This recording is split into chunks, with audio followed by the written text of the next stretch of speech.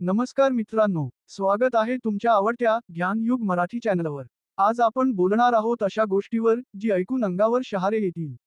आपण मृत्यू अनुभवतो, शरीर थांबतं पण आत्मा, तो अजून जागा असतो का? हृदय थांबतं पण आत्मा 7 मिनिटं जिवंत असतो, त्या क्षणात नेमकं काय होतं? विज्ञान आणि अध्यात्म या दोघांनीही एक गोष्ट मान्य केली आहे। जेव्हा हृदय थांबतं, तरीही माणूस 7 मिनिटं अनुभवतो आपलं संपूर्ण आयुष्य। एक विज्ञान काय सांगतं? कार्डियक अरेस्ट झाल्यावर माणसाचं हृदय थांबतं पण मेंदू 7 मिनिटं क्रियाशील राहतो।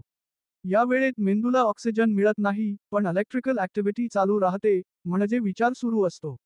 काही लोक सांगतात की या वेळेत संपूर्ण आयुष्य डोळ्यासमोर येतं। याला सायन्समध्ये लाईफ रिव्ह्यू असं म्हटलं जातं। 2. आत्मा काय अनुभवतो?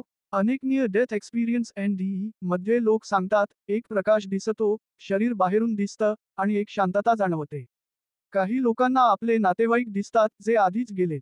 आत्मा म्हणतो, माझं काम संपलं आहे का, आणि मग निर्णय घेतो परत यायचा की नाही।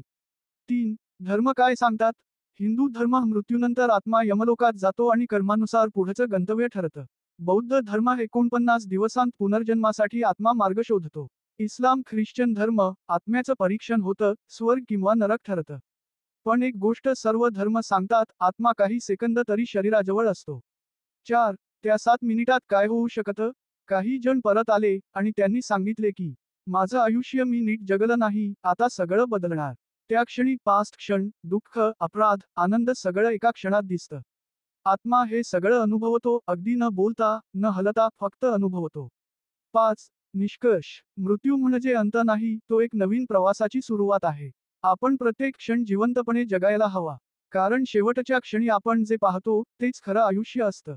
तुम्हीही कधी स्वप्नात किंवा मेडिटेशन मध्ये असं काही अनुभवलं आहे का? कॉमेंट करा, हो, आत्मा अजरामर आहे। लाईक करा, आणि सबस्क्राईब करा ज्ञान युग मराठीला।